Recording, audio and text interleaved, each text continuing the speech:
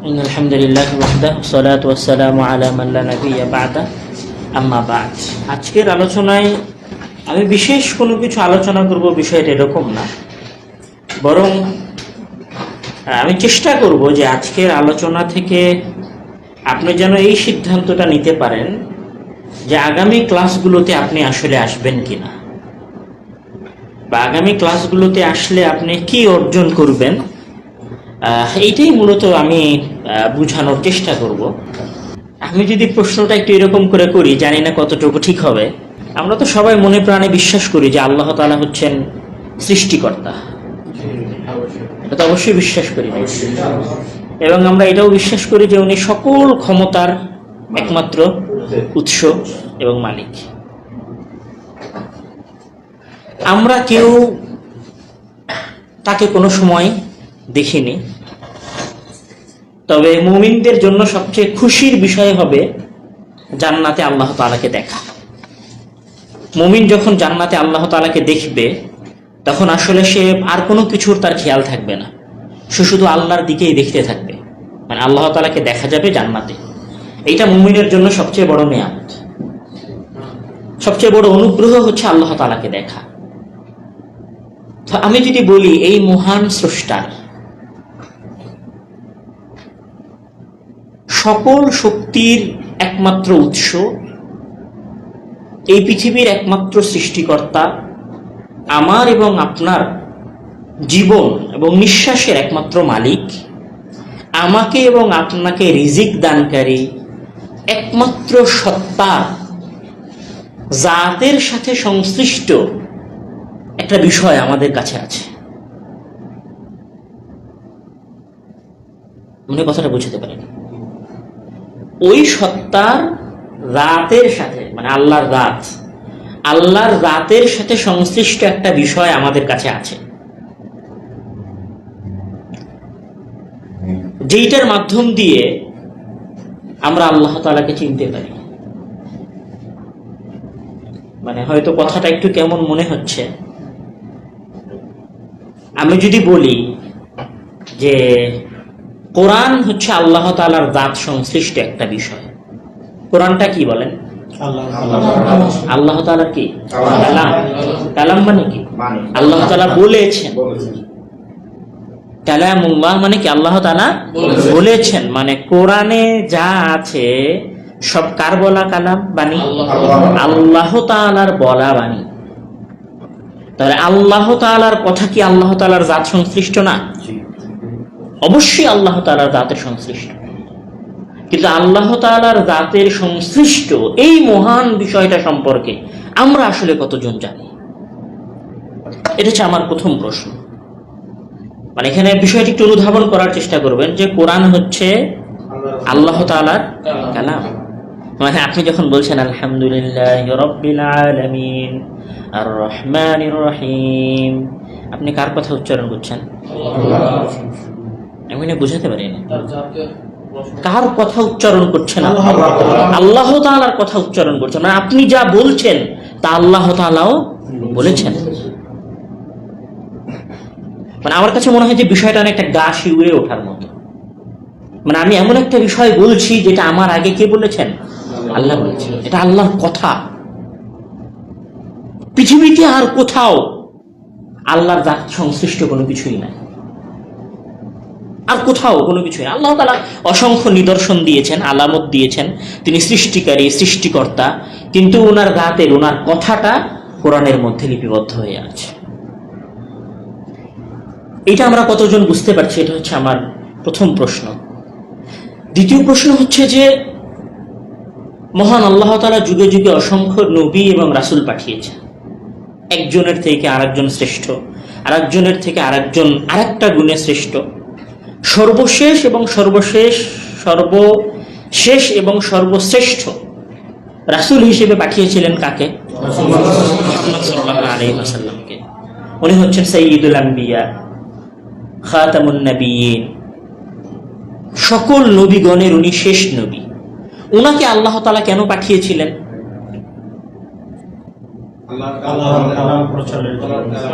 মানুষকে হেদায়েতের জন্য। কিন্তু রাসূল সাল্লাল্লাহু আলাইহি ওয়াসাল্লাম কি এই দুনিয়াতে আছেন? ওনার আগের কোন নবী দুনিয়াতে আছেন? কোন রাসূল দুনিয়াতে আছেন? কোন রাসূল দুনিয়াতে নাই, কোন নবী দুনিয়াতে নাই, মুহাম্মদ সাল্লাল্লাহু আলাইহি ওয়াসাল্লাম নিজেও দুনিয়াতে নাই। খোলাফায়ে রাশিদারা চলে গেছে, মুহাদ্দিসিনে কেরাম চলে গেছে, উলামায়ে কেরাম একজনের পরে আরেকজন চলে যেতে থেকেছে, সবাই চলে গেছে। কিন্তু এই জায়গায় আল্লাহ তাআলা শুধু একটা জিনিসকে রেখে দিয়েছেন, সেটা কি? এটা কোরআন। মানে এখানে মানুষের হেদায়েতের জন্য আর কোনো কিছুরই প্রয়োজন নাই যদি মানুষের কাছে কি থাকে? কোরআন থাকে। এই জন্য মহান আল্লাহ তাআলা বলছেন সূরা বাকারার শুরুতেই যে লা রাইবা ফি আলিফ আউযু বিল্লাহি মিনাশ শাইতানির রাজিম আলিফ লাম মিম যালিকাল কিতাবু লা রাইবা ফীহি হুদাল লিল মুত্তাকিন। যালিকাল কিতাব লা রাইবা ফীহি হুদাল লিল মুত্তাকিন, এটা এমন একটি গ্রন্থ যেটা মানুষের জন্য কি, মানে মানুষকে হেদায়েত দিয়ে। মহান আল্লাহ তাআলা কোরআনের মধ্যে আরো বলছেন যে শাহরুর রমাদান আল্লাযী উনজিলা ফীহিল কুরআন হুদাল লিন-নাস, রমজান মাসে আমি কোরআনকে অবতীর্ণ করেছি হুদাল লিন-নাস, মানুষের হেদায়েতের জন্য। তাহলে এই পৃথিবীতে মানুষের হেদায়েতের জন্য মহান আল্লাহ তাআলা কি রেখেছেন? কোরআন রেখেছেন। এখন আমরা যদি খেয়াল করি তাহলে আমরা দেখব যে আমাদের সবার বাসাতেই কোরআন আছে, আমরা সবাই কোরআন তেলাওয়াত করি, সালাত আদায় করছি না অথচ হয়তো কোরআন তেলাওয়াত শুনছি। আমার এলাকার সবচেয়ে সন্ত্রাসী মানুষটার বাসাতেও কোরআন আছে। কিন্তু এই কোরআনটা যেটাকে মহান আল্লাহ তাআলা হেদায়েতের জন্য পাঠিয়েছেন, সেটা আসলে কয়েকজন মানুষকে হেদায়েত করেছে? আমাদের সমাজে হাজার হাজার মানুষ কোরআনের হাফেজ হচ্ছে, হাফেজ হওয়ার পরেও সবাই অপকর্মে লিপ্ত হচ্ছে। তাহলে কি কোরআন মানুষকে হেদায়েত করছে না?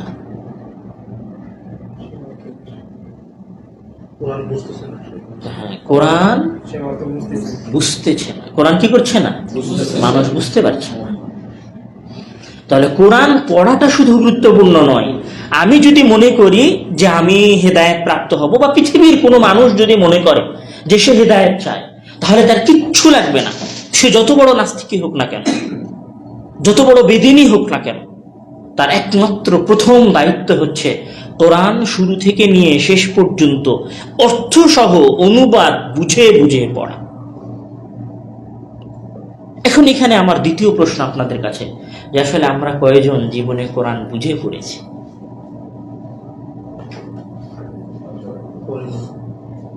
কেউ পড়িনি। সত্যি কথা বলছি, হয়তো আমরা রমজানে কোরআন খতম করে ফেলি, কিন্তু কোরআন কেউ বুঝে পড়ি না। এটা আসলে মানে আমি যদি বিষয়টা একটু আরেকটু উদাহরণ দিয়ে বলি, যে আপনাদের যে কারোর মোবাইলে যদি এখন মেসেজ আসে, তাহলে চট করে দেখার চেষ্টা করবেন যে মেসেজটা কার। যদি গুরুত্বপূর্ণ ব্যক্তির মেসেজ হয় তাহলে আপনি গুরুত্ব দিয়ে দেখবেন। যদি একটা কল আসে তাহলে আপনি দেখবেন যে কলটা আপনার বাবার, মায়ের, আপনার অফিসের বসের, নাকি এলাকার কোনো ছোট ভাইয়ের। যদি গুরুত্বপূর্ণ কল হয় আপনি বাইরে গিয়ে কলটা রিসিভ করবেন। আপনার কাছে ওই একটা মেসেজের মূল্য আছে, ওই মেসেজটা আপনি জানা এবং পড়ার প্রয়োজন মনে করেন।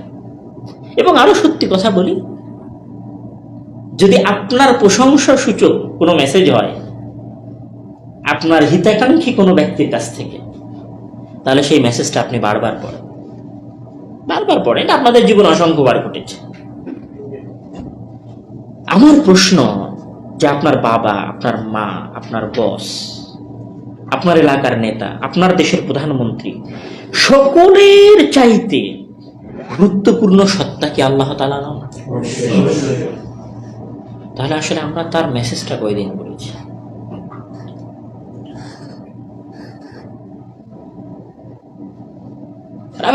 আপনি শুধু মানে তুলনা করার চেষ্টা করেন যে আমি যে বলছি যে আমি একজন মুসলমান, আমি যে বলছি যে আমি দিন মানার চেষ্টা করি, আসলে আমি কোথায়? আপনি শুধু এটা চেষ্টা করেন যে কোরআনটাকে আপনি কোন জায়গায় রেখেছেন আর আপনি কোথায় আছেন। কোরআনের মর্যাদা আপনার কাছে কতটুকু? আল্লাহর এই মেসেজ, এই রিসালার মর্যাদা আপনার কাছে কতটুকু?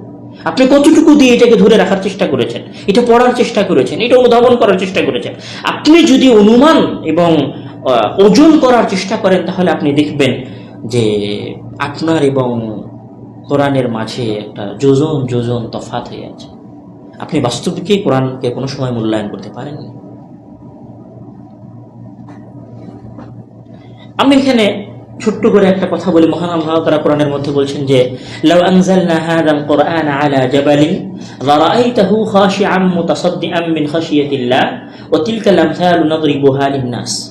বলছে লাউ আনজালনা হাযাল কুরআন, মুহাম্মদ সাল্লাল্লাহু আলাইহি ওয়াসাল্লামকে উদ্দেশ্য করে মহান আল্লাহ তাআলা বলছেন যে লাউ আনজালনা, যদি আমরা অবতীর্ণ করতাম, হাযাল কুরআন, এই কোরআনকে, আলা জাবালিন, কোন পাহাড়ের উপরে, কোন পাহাড়ের উপরে, যদি সেটা হিমালয়েও হয়, কোন পাহাড়ের উপরে যদি আমি অবতীর্ণ করতাম। পাহাড় কি? জড় বস্তু, বিবেক নাই, পাহাড় বোঝে না। লাউ আনজালনা আলা জাবালিন, যদি আমরা কোনো পাহাড়ের উপরে অবতীর্ণ করতাম, লারাআইতাহু, তাহলে আপনি অবশ্যই তাকে দেখতেন, খাশিআম, সে ভীত সন্ত্রস্ত, মুতাসাদ্দিআন, টুকরো টুকরো হয়ে গেছে, মিন খাশিয়াতিল্লাহ, আল্লাহর ভয়ে। আপনার পকেটে যে মোবাইল আছে না, ওই মোবাইলেও কোরআন আছে। আপনার ঘরে, যে ঘরে আপনি থাকেন না, ওই ঘরেও কোরআন আছে। ওই কোরআন আপনার হৃদয়ে কতটুকু ভীত সৃষ্টি করে। মানে আল্লাহ তাআলা বলছেন যে এটা যদি কোনো জড় বস্তুর উপরে অবতীর্ণ করা হতো, কোনো জড় বস্তু, তাহলে সে জড় বস্তু ভয় পেয়ে যেত, আল্লাহকে ভয় করতে লাগত। আমি আপনি নিজেকে মুসলিম দাবি করার পরেও এই কোরআন আমাকে গুনাহ থেকে বিরত রাখতে পারে না। আমি আল্লাহ তাআলাকে ভয় করি না, মানে বাস্তবিক দৃষ্টিকোণ থেকে আমি ওই পাহাড়ের চাইতেও বেশি নির্বোধ, ওই পাহাড়ের চাইতেও আমি বেশি বিবেকহীন, ওই পাহাড়ের চাইতেও আমি দুর্বল বিবেকের অধিকারী। নাহলে অবশ্যই এই কোরআন আমার হৃদয়ে আল্লাহর প্রতি ভীতি সৃষ্টি করত। যেমন আল্লাহ তাআলা কোরআনের মধ্যে বলছেন যে ওয়াইযা তুলিয়াত আলাইহিম আয়াতুহু যাদাতহুম ঈমানা, মানে যখন তাদের সামনে আল্লাহ তাআলার আয়াত, নিদর্শনকে তেলাওয়াত করা হয়, যাদাতহুম ঈমানা, তখন তাদের ঈমান বৃদ্ধি পায়। আমাদের ঈমান আসলে কতটুকু বৃদ্ধি পাচ্ছে? কেন বৃদ্ধি পাচ্ছে না? বৃদ্ধি না পাওয়ার মূল কারণটাকে, এটার সমাধানও মহান আল্লাহ তাআলা কোরআনের মধ্যে অসংখ্য জায়গায় উনি বলেছেন। অনেক জায়গাতে মহান আল্লাহ তাআলা বলেছেন যে আফালা ইয়াতাদাব্বারুনাল কুরআনা ওয়ালাউ কানা মিন ইনদি গায়রিল্লাহি, তারপরে আরো অনেক অংশ আছে যে আফালা ইয়াতাদাব্বারুনাল কুরআন, তারা কি কোরআন নিয়ে চিন্তা ভাবনা করে না? আল্লাহ তাআলা অন্য জায়গায় বলছেন যে আফালাম ইয়াদাব্বারুল কাওলা আম জাআহুম, কোথাও তিনি বলছেন যে কিতাবুন আনজালনাহু ইলাইকা লিয়াদাব্বারু আয়াতিহি, কোথাও তিনি বলছেন যে আফালা ইয়াতাদাব্বারুনাল কুরআনা আম আলা কুলুবিন আকফালুহা। মানে আল্লাহ তাআলা বলছেন যে তারা কি কোরআন নিয়ে চিন্তা ভাবনা করে না? মানে কোরআন জাস্ট এরকম না যে আপনি রমজান মাস আসলো, পড়া শুরু করলেন যে আলিফ লাম মিম যালিকাল কিতাবু লা রাইবা ফীহি হুদাল লিল মুত্তাকিন, এরকম জিনিস কোরআন না। মানে কোরআন শুধু এই জন্য অবতীর্ণ হয়নি যে জাস্ট আপনি তাকে রিডিং করবেন। কোরআন এই জন্য অবতীর্ণ হয়নি যে ইমাম সালাত আদায় করাচ্ছে আর আপনি তার পেছনে পেছনে দাঁড়িয়ে ইমামের কোরআন তেলাওয়াত শুনছেন, কখনো নয়। এই জন্য জীবনেও কোরআন অবতীর্ণ হয়। কোরআন অবতীর্ণ হয়েছে চিন্তা করার জন্য, কোরআন অবতীর্ণ হয়েছে তার অর্থ বোঝার জন্য। আপনি যদি কোরআনের অর্থ না বোঝেন, কোরআনকে নিয়ে যদি আপনি চিন্তা ভাবনা না করতে পারেন, এই কোরআন আপনাকে হেদায়েত দিবে না। এই কোরআনের মূল লক্ষ্য উদ্দেশ্য সঠিকভাবে আদায় হবে না। তাহলে এই পুরো আলোচনার যে সারমর্মটা বের হয়ে আসতেছে, সেটা হচ্ছে যে আসলে কোরআন জাস্ট এই জন্য নয় যে আমি আপনি শুধু কোরআনকে পড়ব। যেমন ধরেন আমরা অনেকে একটা হাদিস জানি যে হাদিসের মধ্যে আছে ইন্নাস সালাতা তানহা আনিল ফাহশাই ওয়াল মুনকার, সালাত তোমাদেরকে খারাপ কাজ থেকে বিরত রাখে। এখন আপনি জান আমাদের দেশের সুদখোর লোকটাও কি করে? সালাত আদায় করে। আপনি জান আমাদের দেশের ঘুষখোর লোকটাও কি করে? সালাত আদায় করে। নামাজি এখানে কোটা পড়ে গেছে, সে কি অপকর্ম থেকে বিরত আছে? অপকর্ম থেকে বিরত নাই। কেন বিরত নাই? কেননা যখন সে পড়ছে সূরা ফাতিহা, যে আলহামদুলিল্লাহি রাব্বিল আলামিন আর রহমানির রহিম মালিকি ইয়াউমিদ্দিন ইয়াকা না'বুদু ওয়া ইয়াকা নাস্তাঈন, তখন এই আয়াতগুলোর সাথে তার হৃদয়ের কোনো কানেকশন নাই, কোনো যোগাযোগ নাই। ইমাম পড়ছে পিছনে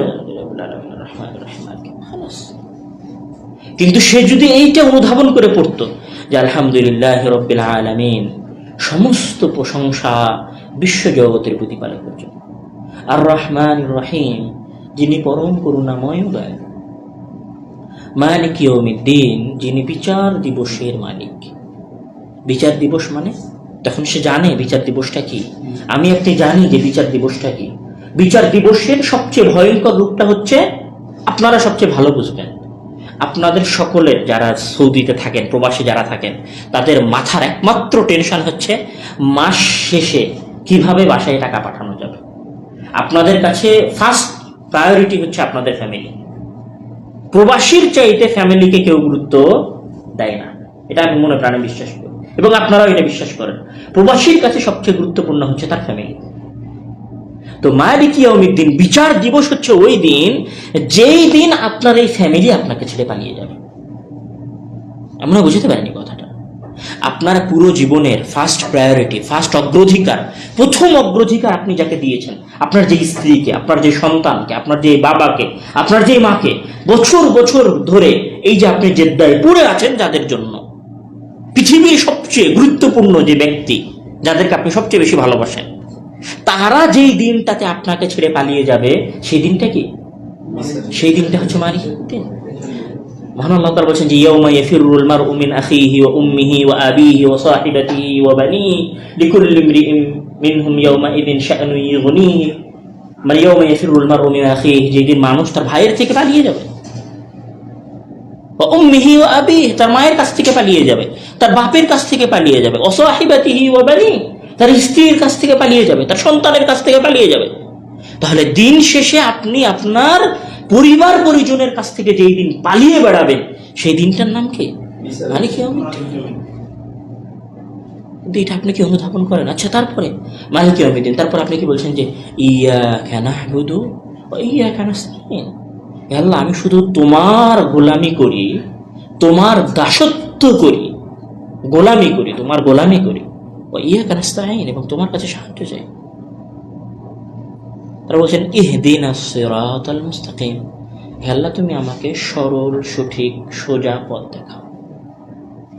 এতগুলো কথা বলার পরে কোন ব্যক্তি যদি হৃদয় থেকে বলে যে আলহামদুলিল্লাহি রাব্বিল আলামিন আর রহমানির রহিম মালিকি ইয়াউমিদ্দিন ইয়াকা না'বুদু ওয়া ইয়াকা নাস্তাঈন ইহদিনাস সিরাতাল মুস্তাকিম, সকল প্রশংসা তোমার, তুমি পরম করুণাময় দয়ালু, তুমি বিচার দিবসের মালিক, আমি তোমার দাসত্ব করি, আমি তোমার গোলামি করি, আমি তোমার কাছেই একমাত্র আশ্রয় চাই, সকল কিছুর বিনিময়ে ইহদিনাস সিরাতাল মুস্তাকিম, তুমি আমাকে সঠিক পথ দেখাও।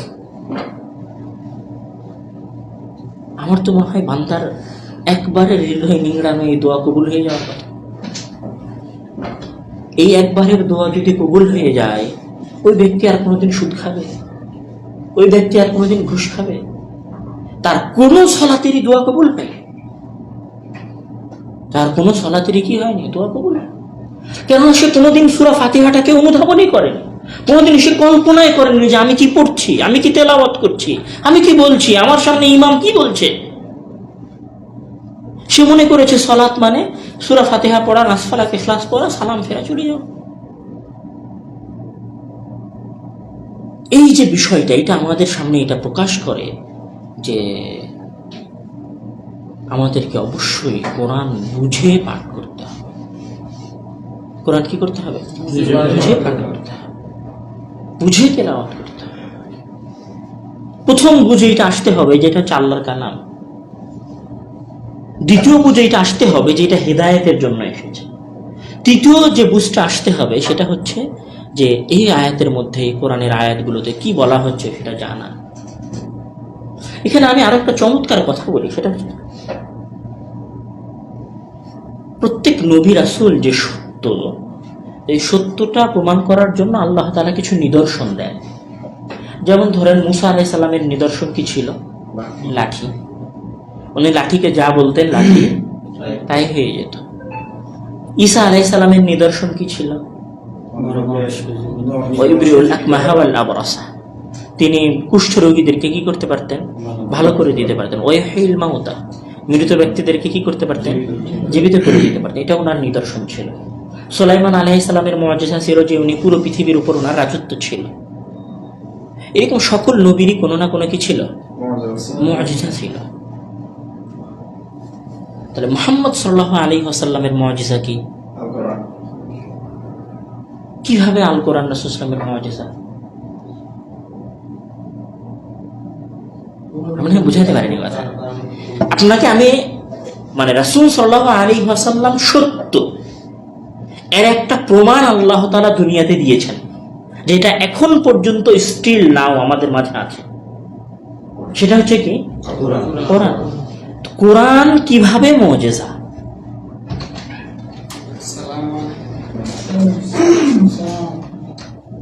কোরআন কিভাবে মুআজিজা?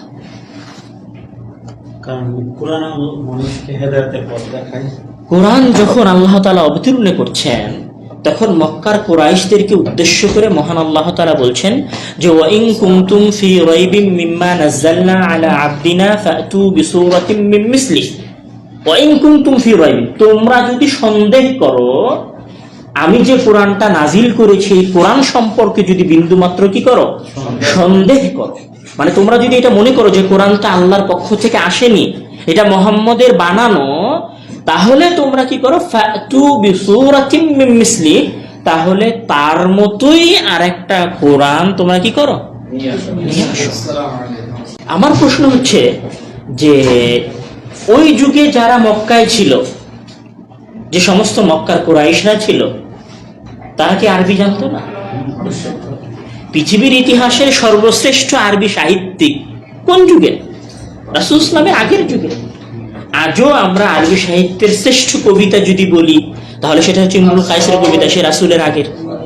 যদি শ্রেষ্ঠ কবিতা বলি সেটা হচ্ছে জুহাইর ইবনে আবি সুলমান, উনি রাসূল ইসলামের আগের কবি। যদি শ্রেষ্ঠ কবির নাম বলি তাহলে লাবিদ ইবনে রাবিআ, উনি মুহাম্মদ সাল্লাল্লাহু আলাইহি ওয়াসাল্লামের আগের। আনতারা ইবনে শাদ্দাদ, তাহলে সব বড় বড় সাহিত্যিক আরবি ভাষার পণ্ডিত হচ্ছে সব রাসূল সাল্লাল্লাহু আলাইহি ওয়াসাল্লামের আশেপাশের যুগে। তাহলে আল্লাহ তাআলা বলছেন যে ফাতু বিসূরাতিন মিন মিসলি, কোরআনের কোনো একটা সূরার মতো তোমরা সূরা নিয়ে আসো, কিন্তু সেইটা আরবের কোনো সাহিত্যিক কোনো কবি কি করতে পারেনি?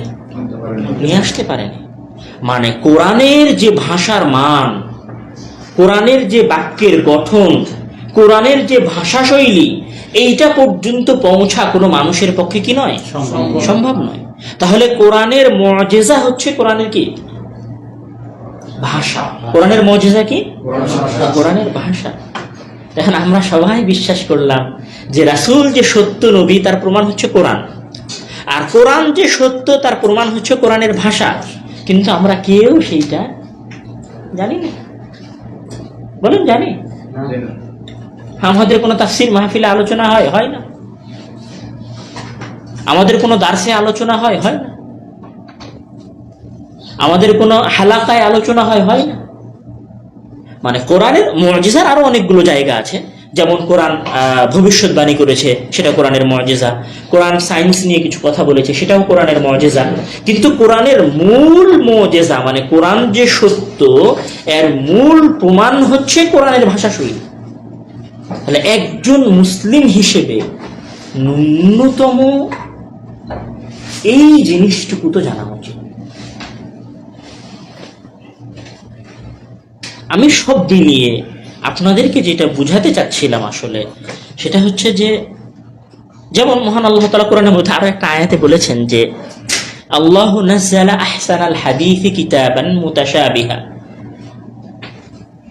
তাকশাইরু মিনহুল জুলুদ আল্লাযীনা ইয়াখশাউনা রাব্বাহুম সুম্মা তালিনু জুলুদুহুম ওয়া কুলুবুহুম ইলা যিকরিল্লাহ। আল্লাহ তাআলা কোরআনের মধ্যে বলছেন সূরা জুমারের মধ্যে যে আল্লাহু নাযালা আহসানাল হাদীস, আল্লাহ তাআলা সবচেয়ে সুন্দর কথা অবতীর্ণ করেছেন। আল্লাহ তাআলা বলছেন যে আল্লাহু নাজ্জালা আহসানাল হাদীথি, আল্লাহ তাআলা সবচেয়ে সুন্দর কথা কি করেছেন? অবতীর্ণ করেছেন, সবচেয়ে সুন্দর কথা। এখন একটা মানুষ সুন্দর, তার কাটিংটা সুন্দর, তাই একটা প্রকৃতি সুন্দর, কেননা সেখানে গাছপালা আছে, পাহাড় আছে, নদী আছে, তাই তাহলে সে কোরআনটা কেন সুন্দর? আমার কথাটা, আপনার কথাটা সুন্দর কেননা আপনি মিষ্টি ভাষী, আপনার কথাটা সুন্দর কেননা আপনার কথার মধ্যে মাধুর্যতা আছে। তাহলে কোরআন যদি সুন্দর কথা হয়, আল্লাহ তাআলা বলছেন যে আহসানুল হাদিস, সবচেয়ে সুন্দর কথা উনি অবতীর্ণ করেছেন, এই সুন্দরের মাপকাঠিটা আপনার কাছে কি? সেটা কি কোনো সময় আপনি অনুধাবন করতে পেরেছেন যে হ্যাঁ কোরআন এই কারণে সুন্দর? তারপরে মহান আল্লাহ তাআলা বলছেন যে তাকশাইরু মিনহুল জুলুদ, মানে কোরআন পড়লে মানুষের শরীর শিউরে ওঠে, চামড়া শিউরে ওঠে। ইয়াখশাউনা রাব্বাহুম, তারা আল্লাহকে ভয় পায়। সুম্মা তালিনু জুলুদুহুম ওয়া কুলুবুহুম, তাদের শরীর এবং তাদের হৃদয় ইলা যিকরিল্লাহ, আল্লাহর স্মরণের দিকে আগ্রহী হয়। এখন আমার প্রশ্ন হচ্ছে যে কয়দিন কোরআন তেলাওয়াত করার সময় কোরআনের অর্থের কারণে আপনার শরীরের পশমগুলো শিউরে উঠেছে, আপনার হৃদয়ে আল্লাহর ভীতি তৈরি হয়েছে? কয়দিন সূরা ফাতিহা তেলাওয়াতের সময় আপনার চোখ বেয়ে অশ্রু পড়েছে? কয়দিন যখন সূরা মাউনের মধ্যে ইমাম তেলাওয়াত করেছেন যে ফাওয়াইলুল লিল মুসাল্লিন, ধ্বংস মুসাল্লিদের জন্য, কাদের জন্য ধ্বংস? মুসাল্লিদের জন্য ধ্বংস। আল্লাযীনা হুম আন সালাতিহিম সাহুন, যারা নিজেদের সালাতের প্রতি উদাসীন। অসংখ্য দিন সূরা মাউন আমাদের সামনে কোরআন মানে আমাদের সামনে সালাতে পাঠ করা হয়েছে, কিন্তু কয়দিন আমরা সূরা মাউনের এই অংশটাতে গুরুত্ব দিতে পেরেছি? আমাদের সামনে সূরা তাকাসুর পড়া হয়েছে, আলহাকুমুত তাকাসুর হাত্তা যুরতুমুল মাকাবির। আমাদের সামনে পড়া হয়েছে যে আল কারিআ মাল কারিআ ওয়া মা আদরাকা মাল কারিআ। কোরআনের কিয়ামতের ভয়ঙ্কর বর্ণনা আল্লাহ তাআলা সূরা কারিয়ার মধ্যে দিয়েছেন, কিয়ামতের ভয়ঙ্কর বর্ণনা আল্লাহ তাআলা সূরা জিলজালের মধ্যে দিয়েছেন।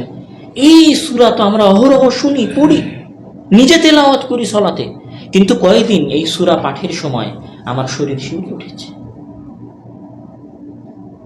যদি এই কোরআন তেলাওয়াতে আমার হৃদয় নরম না হয়, যদি এই কোরআন তেলাওয়াতে আমার হৃদয় ভীত সন্ত্রস্ত না হয়, যদি এই কোরআন তেলাওয়াত আমাকে রবের পথের দিকে আগ্রহী না করে, তাহলে আমাকে এটা বুঝতে হবে কোরআনের যে মূল রূহ, সেখান থেকে আমি বিচ্ছিন্ন হয়ে আছি। প্রত্যেক মুসলিমের প্রথম দায়িত্ব হচ্ছে 14-15 বছর বয়স থেকে নিয়ে শুরু করে মূল দায়িত্ব হচ্ছে কোরআন পড়া, কোরআনের অর্থ অনুধাবন করা। একজন মানুষের হেদায়েতের জন্য কোরআন পড়া এবং কোরআন অনুধাবন করা যথেষ্ট। আমরা আমাদের আগামী ক্লাসগুলোতে যে জিনিসটার চেষ্টা করব সেটা হচ্ছে যে কোরআনের সৌন্দর্যতা, কোরআনের অর্থ এবং কোরআনের একটা স্বাভাবিক ব্যাখ্যা আমরা তুলে ধরার চেষ্টা করব আমাদের পরিচিত সূরাগুলো, যেন সালাতের প্রতি আমরা মনোযোগী হই। যেমন রাসূল সাল্লাল্লাহু আলাইহি ওয়াসাল্লাম বলছেন যে হে বেলাল, তুমি ইকামত দাও যেন আমি প্রশান্তি লাভ করি। আমি আরবিটা ভুলে গেছি, যেন আমি প্রশান্তি লাভ করি। কোথাও রাসূল সাল্লাল্লাহু আলাইহি ওয়াসাল্লাম বলেছেন যে সালাত হচ্ছে কুরাতু আইনি, আমার অন্তর শীতলকারী জিনিস। তাহলে সালাত আদায় করার পরে আসলে আমাদের কয়জনের হৃদয়কে শীতল করতে পেরেছে? সালাত আদায় করার পরে আমাদের কয়জনের মনে হয়েছে যে হ্যাঁ আমি কিছু একটা আদায় করে আসলাম, কিছু একটা করে আসলাম, মনে হয় হৃদয়ের বোঝটা কমে গেল, আমার আত্মাটা মনে হয় দুশ্চিন্তা মুক্ত হলো। এটা আসলে আমাদের কয়দিন মনে হয়েছে? এটা মনে না হওয়ার সবচেয়ে বড় কারণ যে আমরা সলাতের যেটা মূল রূহ, সলাত হয় না কি ছাড়া? সূরা ফাতিহা ছাড়া সলাত হয় না, কোরআন তেলাওয়াত করা ছাড়া। তাহলে আমরা ওই জায়গাটায় কি করে ফেলেছি? হারিয়ে ফেলেছি। তো আমরা যদি সলাতটাকে অনুধাবন করতে চাই, ইবাদতকে অনুধাবন করতে চাই, হেদায়েতের প্রতি থাকতে চাই, তাহলে আমাদের সর্বপ্রথম দায়িত্ব হচ্ছে কোরআন অনুধাবন করে পড়া। আল্লাহ তাআলা আমাদের সকলকে কোরআন অনুধাবন করে পড়ার তৌফিক দান করুন।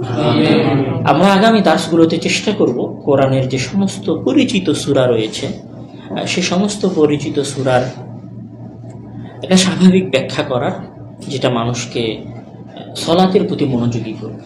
এখানে আপনারা দুইজন ব্যক্তির নাম অনেক শুনে থাকতে পারেন এই বিষয়ে। তাদের মধ্যে একজন হচ্ছেন আমেরিকান একজন ব্যক্তি নুমান আলী খান, এবং মিশরের একজন ব্যক্তি, ওনার নাম হচ্ছেন ইমাম শাহ আরাবী। কিন্তু ইনাদের সবারই একটা সমস্যা হচ্ছে যে এনাদের সকলের কোথাও না কোথাও ম্যাক্সিমাম জায়গায় আকীদার বিচ্যুতি আছে, আকীদার সমস্যা তৈরি হয়েছে। আমরা চেষ্টা করব যে কোরআনের ওই সৌন্দর্যগুলোকে, যেগুলো তারা ফুটিয়ে তুলেছেন, তার চাইতেও সুন্দর করে ফুটিয়ে তোলার, এবং আকীদার বিচ্যুতির যে জায়গাগুলো সেখান থেকে বেঁচে থাকার। আল্লাহ তাআলা আমাদেরকে কোরআন পাঠ করার, কোরআন অনুধাবন করার, কোরআন বোঝার তৌফিক দান করুন। আমিন। আল্লাহুম্মা আমিন। আখিরু দাওয়ানা আলহামদুলিল্লাহি রাব্বিল আলামিন।